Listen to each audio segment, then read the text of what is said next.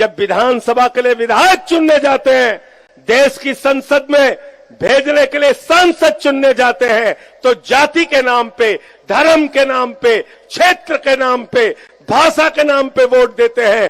बंद करिए इस बात को।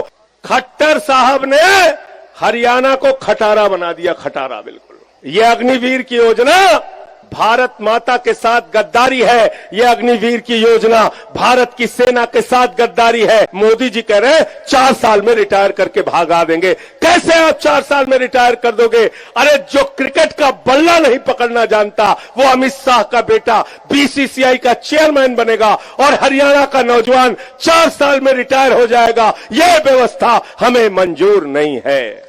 ये झगड़ा कराने में बड़े मास्टर हैं भाजपा। जाट को गैर जाट से झगड़ा करा देते हैं, मराठा को गैर मराठा से झगड़ा करा देते हैं, किसान का जवान से झगड़ा करा देते हैं, पहलवान का जवान से झगड़ा करा देते हैं। मैंने भाजपाइयों का नाम बदल के रख दिया है भारतीय झगड़ा पार्टी। अरे जब मंगलसूत्र चोरी हो जाएगा, भैंस हमारी चोरी हो जाएगी, तो तुम क्या कर रहे हो मोदी जी? जाके गुजरात में शांति से बैठो, हम लोग अपनी भैंस और मंगलसूत्र बचा लेंगे। मुझे यहां की एक समस्या के बारे में बताया गया कि आयुध डिपो के नाम पर 300 मीटर के एरिया में न सड़क बनता है, न वहां पे सड़क बन सकती है, न सीवर डल सकता है, न कोई काम हो सकता है। इस समस्या का समाधान केंद्र सरकार से भी जुड़ा हुआ है। इसलिए मैं आपको आश्वस्त करता हूं कि देश के सर्वोच्च सदन में राज्यसभा के अंदर अगला जो सत्र होगा, अपने इलाके की समस्या सदन में सुन लेना, यह वादा करके जा रहा हूं आपसे। साथियों और दोस्तों, ये धर्मपुर कॉलोनी जो है, इसको कह रहे हैं अनऑथराइज्ड कॉलोनी है। ये अनऑथराइज्ड शब्द, यह अवैध कॉलोनी का शब्द आपने तो गुड़गांव में 1 बार सुना होगा, मैंने दिल्ली में 10,000 बार सुना है। लेकिन मैं कहता हूं, जहां इंसान रहते हैं, जहां लोग रहते हैं, जहां मजदूर रहता है, जहां कर्मचारी रहता है, जहां हमारी माताएं बहनें रहती हैं, जहां नौजवान रहता है, जहां बुजुर्ग रहता है, वो कॉलोनी अवैध कॉलोनी नहीं है, वो इंसानों के रहने की कॉलोनी है। इसलिए उसको अनऑथराइज्ड कॉलोनी कहना, अवैध कॉलोनी कहना, उस कॉलोनी का अपमान है। और इसलिए दिल्ली के अंदर जब मुख्यमंत्री बने अरविंद केजरीवाल जी, तो पता चला अवैध कॉलोनी में सरकार काम नहीं कर सकती।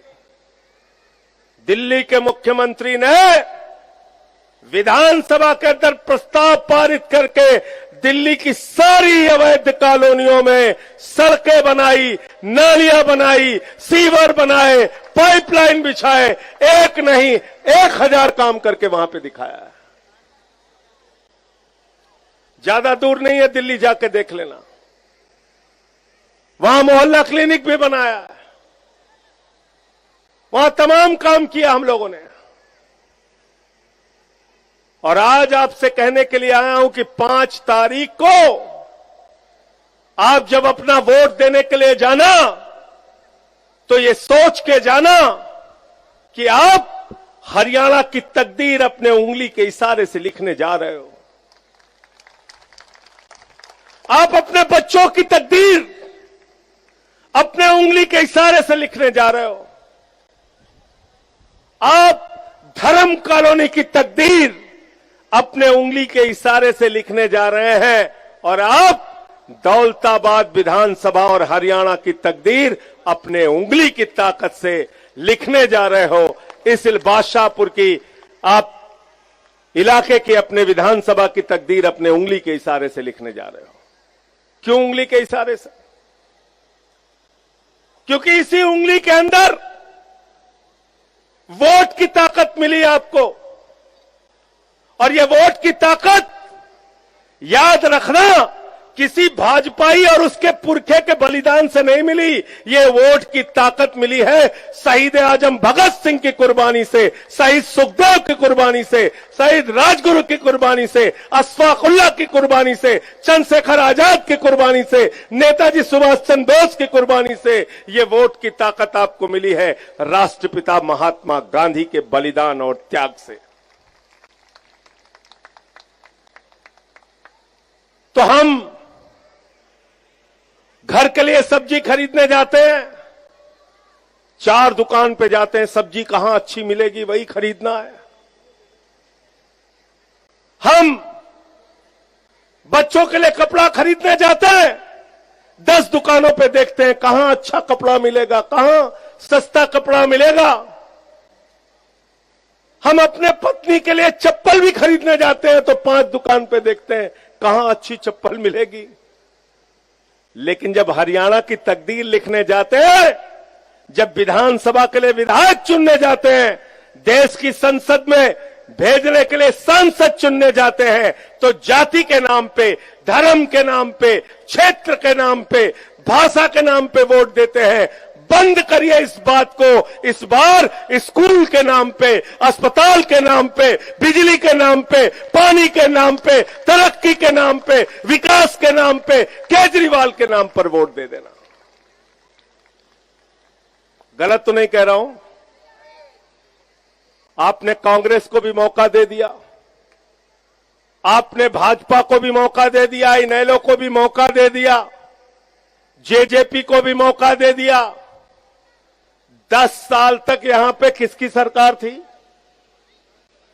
किसकी थी? इसलिए कह रहा हूं कि अब जा रही है, जा रही है इस बार। 10 साल तक भाजपा की सरकार थी। खट्टर साहब ने हरियाणा को खटारा बना दिया, खटारा, बिल्कुल खटारा बना दिया।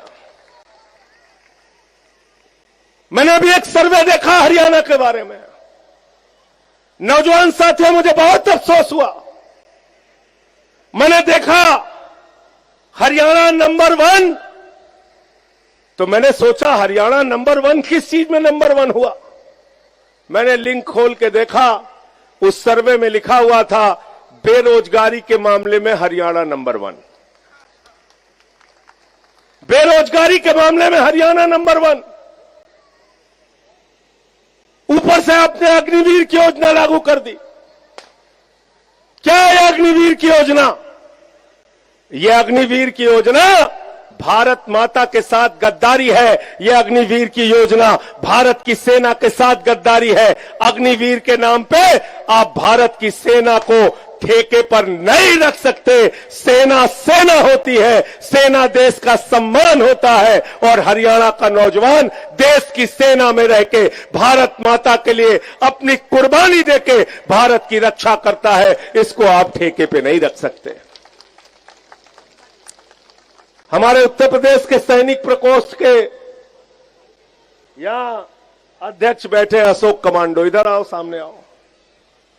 ये कमांडो है, अशोक कमांडो। ये कारगिल का युद्ध लड़े, कारगिल का युद्ध। अभी हमारे साथ में आ रहे थे रास्ते में,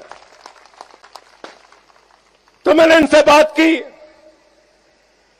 मैंने कहा तुमने कारगिल की लड़ाई लड़ी? बोले हां। तो मैंने इनसे पूछा कि कितने साल की नौकरी होती है? बोले साहब 15 साल के बाद आप पेंशन ले सकते हैं, लेकिन 28 साल तक सेना का जवान नौकरी कर सकता है। मोदी जी कह रहे हैं 4 साल में रिटायर करके भागा देंगे। कैसे आप 4 साल में रिटायर कर दोगे? अरे जो क्रिकेट का बल्ला नहीं पकड़ना जानता, वो अमित शाह का बेटा बीसीसीआई का चेयरमैन बनेगा, और हरियाणा का नौजवान 4 साल में रिटायर हो जाएगा। यह व्यवस्था हमें मंजूर नहीं है। और मैं आपसे कह के जा रहा हूं, यहां के नौजवानों को कह के जा रहा हूं, वीरू सरपंच को जिताओ, मिलकर लड़ाई लड़ेंगे, ये अग्निवीर योजना वापस कराएंगे। लड़ोगे कि नहीं भाई बताओ? ये अग्निवीर योजना वापस कराएंगे। आप भारत की सेना को ठेके पे नहीं रख सकते।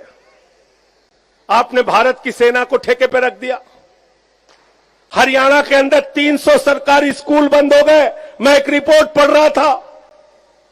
अरे दिल्ली जाकर देखिए, केजरीवाल जी मुख्यमंत्री बने तो सरकारी स्कूलों का दौरा करने जाते थे। मनीष सिसोदिया और केजरीवाल ने देखा वहां मकड़ी के जाले लगे, टाट पट्टी पे बच्चे बैठ के पढ़ते थे। बेटियों के लिए टॉयलेट का इंतजाम नहीं था सरकारी स्कूलों में। मेरे भाइयों, आज जाकर देखिए उन्हीं सरकारी स्कूलों में दिल्ली के अंदर एयर कंडीशन कमरे आपके बच्चों की पढ़ाई के लिए बने। एयर कंडीशन कमरे, एथलीट के ग्राउंड बने हैं सरकारी स्कूलों में, स्विमिंग पूल का निर्माण हुआ है, हॉकी के ग्राउंड बने हैं। ऐसे सरकारी स्कूल बनाए केजरीवाल जी ने कि अमेरिका के राष्ट्रपति ट्रंप की पत्नी हिंदुस्तान आई तो मोदी जी ने कहा हरियाणा का स्कूल देख लो, कहने लगी नहीं देखना। बोले यूपी का देख लो, कहने लगी नहीं देखना। बोले मध्य प्रदेश का देख लो, कहने लगी नहीं देखना। बोले 27 साल से गुजरात में हूं, वहां का तो स्कूल देख लो, कहने लगी नहीं देखना। तो मोदी जी ने कहा देखना क्या है, तो कहने लगी केजरीवाल का स्कूल देखना है।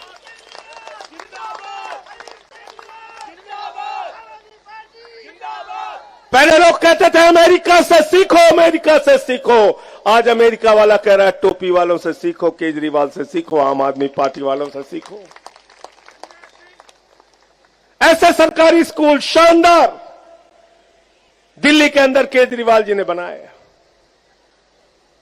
धर्म कॉलोनी के लोगों, महीने में बिजली का बिल आता होगा तो आप देखते होंगे बिजली का बिल 5,000, 10,000, 15,000 आता है नहीं आता है?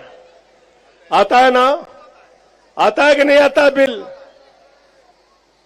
और चले जाओ दिल्ली के अंदर, केजरीवाल जी ने, भारत के पहले मुख्यमंत्री हैं केजरीवाल, जिन्होंने कहा गरीब के घर में रोशनी तो होनी चाहिए लेकिन उस रोशनी की कोई कीमत नहीं होनी चाहिए। जीरो बिजली का बिल, जीरो जीरो। हमारी बहनें यहां बैठी हैं, बहुत सारी बहनें माताएं दिल्ली में मजदूरी का काम करती हैं। एक गरीब बाप ठेला लगा के, मजदूरी करके, कमाई करके जब रात में सोता है तो उसके मन में चिंता होती है, सुबह उठूंगा तो हमारी 3 बेटियां हैं, इनको कॉलेज जाना पड़ेगा, 100 रुपए का इंतजाम कहां से किराए का करूंगा। इस दर्द को किसी और ने नहीं समझा, अरविंद केजरीवाल ने समझा। उन्होंने कहा माताओं, बहनों और बेटियों के लिए बस की यात्रा पूरी तरीके से फ्री है। ये सौम्या भट्ट जी है प्रवक्ता हमारी। दिल्ली में पैसा लगता है बस का? कोई यहां से गया? सारिका जी बस में घुमा है दिल्ली में? कोई पैसा नहीं लगता, कोई पैसा नहीं, जीरो जीरो। बुजुर्गों की तीर्थ यात्रा अरविंद केजरीवाल ने श्रवण कुमार बनके बुजुर्गों की फ्री तीर्थ यात्रा कराई। पानी फ्री दिया, बिजली फ्री दिया, शिक्षा फ्री दिया, मोहल्ला क्लिनिक बना दिया। 200 तरह की जांच वहां फ्री होती है, अल्ट्रासाउंड फ्री में होता है, दवाएं मुफ्त में मिलती हैं। केजरीवाल जी कहते हैं सरकारी अस्पताल में दिखाओ, अगर अस्पताल के डॉक्टर ने कह दिया 1 महीने बाद की डेट दे दी ऑपरेशन की, तो मेरे भाइयों प्राइवेट अस्पताल में ऑपरेशन करा लेना, पैसा अरविंद केजरीवाल की सरकार देगी। मोहल्ला क्लिनिक बना दिया, दवाएं मुफ्त, फरिश्ते स्कीम लागू किया। इतने सारे काम दिल्ली के अंदर अरविंद केजरीवाल ने किए। आपसे हाथ जोड़कर विनती करने के लिए आया हूं, प्रार्थना करने के लिए आया हूं, इस बार सत्ता की चाबी, सत्ता का रिमोट कंट्रोल अरविंद केजरीवाल के हाथ में दे दो, आम आदमी पार्टी के हाथ में दे दो। आपके बच्चों के लिए अच्छे स्कूल बनवा कर दिखाएंगे, फ्री बिजली देंगे, फ्री शिक्षा देंगे, फ्री इलाज देंगे। माताओं बहनों के खाते में हर महीने 1,000 रुपए देने की, सहायता राशि देने की गारंटी है हमारी। तो इसलिए आपकी जिम्मेदारी है इनका चुनाव निशान क्या है? क्या निशान है इनका? तो इस बार काम के नाम पे वोट देना, झगड़े लड़ाई के नाम पे वोट मत देना। भाजपाई बहुत होशियार हैं। आप कहते हो इलाज, कहते हिंदू मुसलमान। आप कहते हो शिक्षा, कहते हिंदू मुसलमान। आप कहते हो महंगाई, कहते हिंदू मुसलमान। आप कहते हो किसान के फसल का दाम, कहते हिंदू मुसलमान। आप कहते हो अग्निवीर वापस लो, कहते हिंदू मुसलमान। इस बार कहना बेईमानो, अब हम ये हिंदू मुसलमान के चक्कर में नहीं पड़ेंगे। हमको तो हमारे बच्चों के लिए स्कूल चाहिए, अस्पताल चाहिए, रोजगार चाहिए, तरक्की चाहिए, विकास चाहिए। ये झगड़ा कराने में बड़े मास्टर हैं भाजपा। जाट को गैर जाट से झगड़ा करा देते हैं, मराठा को गैर मराठा से झगड़ा करा देते हैं, किसान का जवान से झगड़ा करा देते हैं, पहलवान का जवान से झगड़ा करा देते हैं। मैंने भाजपाइयों का नाम बदल के रख दिया है भारतीय झगड़ा पार्टी। झगड़ा कराना भाजपाइयों को ले आओ, और झूठ बोलने में मास्टर हैं लोग। इतने कॉन्फिडेंस से हम लोग सच नहीं बोल पाते जितना कॉन्फिडेंस से मोदी जी झूठ बोल लेते हैं। कहने लगा इतना काला धन लाएंगे, इतना काला धन लाएंगे, बोरा बोरा भर के लाएंगे, हवाई जहाज से लाएंगे, स्विट्जरलैंड से लाएंगे। हर खाते में कितना जमा कर देंगे? सबको याद है, कोई भूला नहीं है। शर्मा जी आ गया आपका 15 लाख है? निशान तुम्हारा? इनका भी नहीं आया। सरपंच जी आया 15 लाख, 15 पैसे नहीं आए। 15 पैसे नहीं आए। जो थे वो भी बोले 1500 की नोट बंद। माताओं बहनों जो संदूक में रखा है 1500 की नोट, ये भी लाइन में लग के जमा, वो भी उड़ा ले गए। अभी क्या कह रहे हैं? कह रहे हैं मंगलसूत्र चोरी हो जाएगा, भैंस तुम्हारी चोरी हो जाएगी। अरे जब मंगलसूत्र चोरी हो जाएगा, भैंस हमारी चोरी हो जाएगी, तो तुम क्या कर रहे हो मोदी जी? जाके गुजरात में शांति से बैठो, हम लोग अपनी भैंस और मंगलसूत्र बचा लेंगे। गलत तो नहीं कह रहा हूं? गलत तो नहीं कह रहा हूं? डराते रहते हैं आपको, हिंदू मुसलमान, हिंदू मुसलमान। इस बार काम के नाम पे वोट देना, इन अहंकारियों को बता देना जो प्रभु श्री राम को भी नहीं मानते। मुझे बहुत अफसोस हुआ, पीड़ा हुई। मोदी जी ने और बीजेपी के लोगों ने, खट्टर साहब ने और नायब सिंह सैनी ने लोकसभा के चुनाव में गाना बजाया। बीजेपी के लोगों ने जो राम को लाए हैं हम उनको लाएंगे, जो राम को लाए हैं हम उनको लाएंगे। अरे बेईमानो, तुम्हारी इतनी औकात नहीं है कि तुम राम को लेके आओ। राम हम सबको लेके आए हैं, तुम राम को लाने वाले।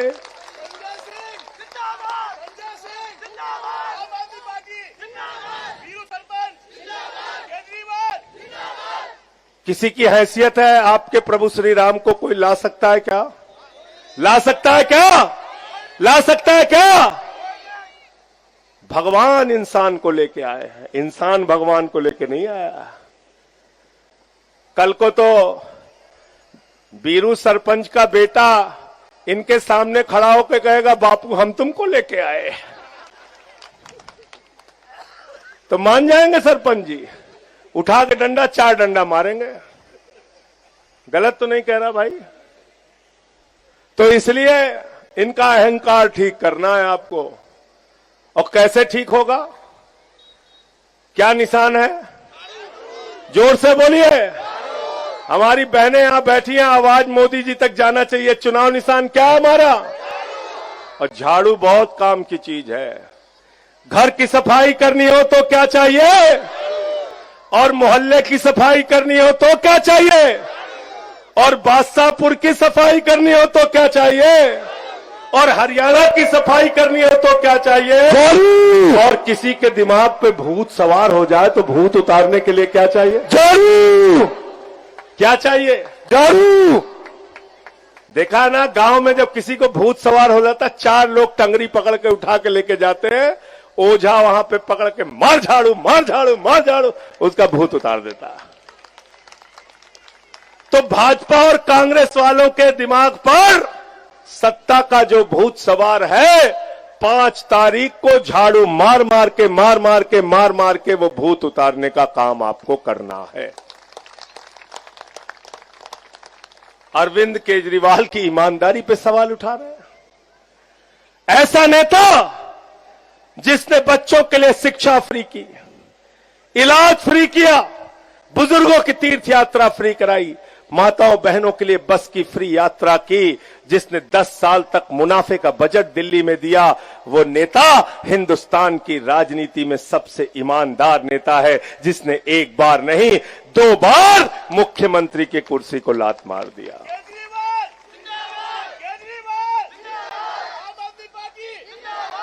भाइयों और बहनों, आपसे न्याय मांगने आया हूं।